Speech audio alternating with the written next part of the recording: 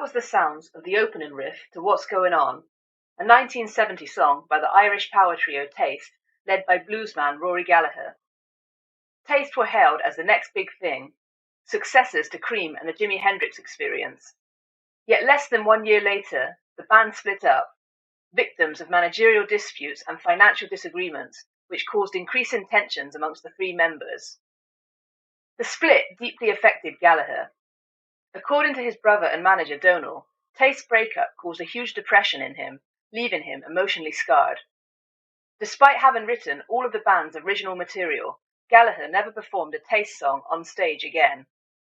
That was until 22 years later, when this happened at the Bonn Blues Festival.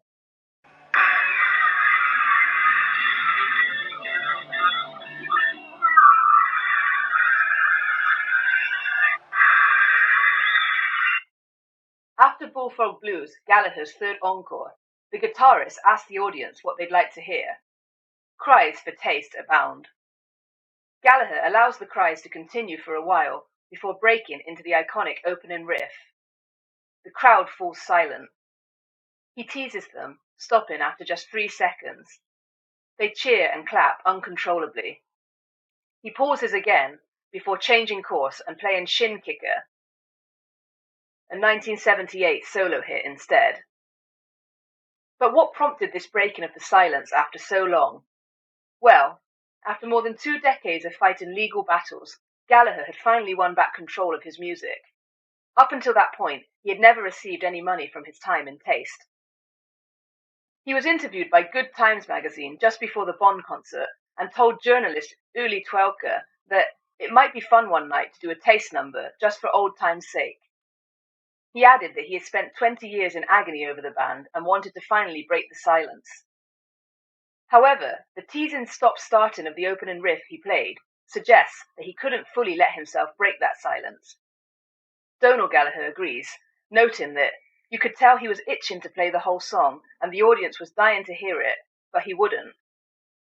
He puts it down to the fact that Gallagher still felt like he'd lost ownership of the music. Nonetheless, just over 2 years later, at a gig at the Paris Olympia in December 1994, the same thing happened again.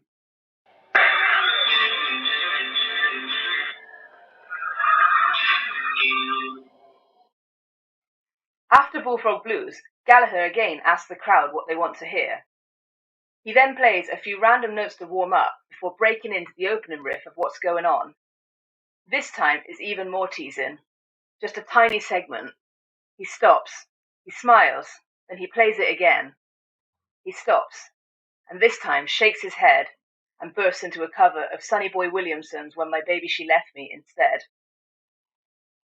The association between silence and What's Going On operates on so many levels. First, there's Gallagher's silence of 22 years without playing a Taste song, and that silence finally broken in 1992. And yet, Gallagher is still unable to completely let go of that silence, restraining himself to just the opening riff. Then there is the silence in terms of the inner, unspoken torment that the Taste breakup caused Gallagher, and his inability to fully disconnect and regain control and ownership of the song, even after the long legal battles had finished. And finally, there is silence on a musical level, used first to build a rapport with the crowd and elicit what they want to hear, then to tease them as Gallagher seemingly gives them what they want, before stopping after just a few notes to gauge their reaction, restarting and then stopping again and playing something completely different. As Elizabeth Margulis notes in her 2007 paper, silences in music are musical, not silent. They can help distinguish different sections of score, lay down memory for the tune, or most relevant here, allow listeners to shift their attention.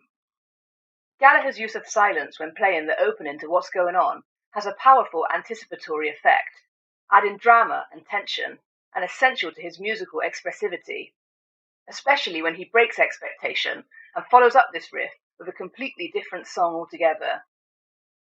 If we listen to Gallagher's silence with the same attention that we give to his sounds, we get a deeper meaning from all that is left unsaid by playing just the taste of Taste. The performance of What's Going On therefore sits on an uncomfortable threshold, an attempt to take back control and ownership of a song once dear to him, yet not fully able to break that silence and re-own it. After all, silence speaks louder than words ever will.